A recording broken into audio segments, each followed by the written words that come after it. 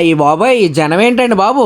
అసలు విషయం ఏంటో ఏం జరిగిందో చెప్పేస్తాను. వీడియో ఫస్ట్ నుంచి లాస్ట్ దాకా చూసేయండి. కార్తీక పౌర్ణమి సందర్భంగా మన అనపతి పాత ఊర్లో ఉన్న శివాలయం దగ్గర ప్రతి సంవత్సరం లాగా ఈ సంవత్సరం కూడా జ్వాలా తోరణం వెలిగించారండి. మొదట అయితే వచ్చిన భక్తులు దీపాలతో ప్రదక్షిణాలు చేశారండి. తరువాత మొదలైందండి అసలైన ఘట్టం.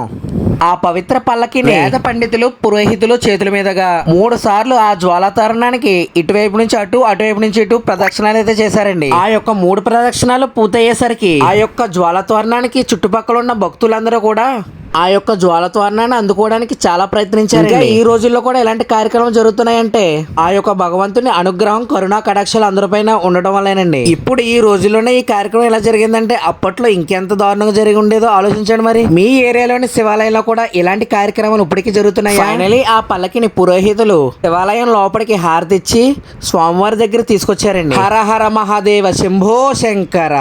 అందరికీ కూడా కార్తీక పౌర్ణమి శుభాకాంక్షలు. వీడియో నచ్చుంటే కనుక లైక్ చేయండి, షేర్ చేయండి, ఛానల్ ఫాలో అవ్వడం మర్చిపోకండి.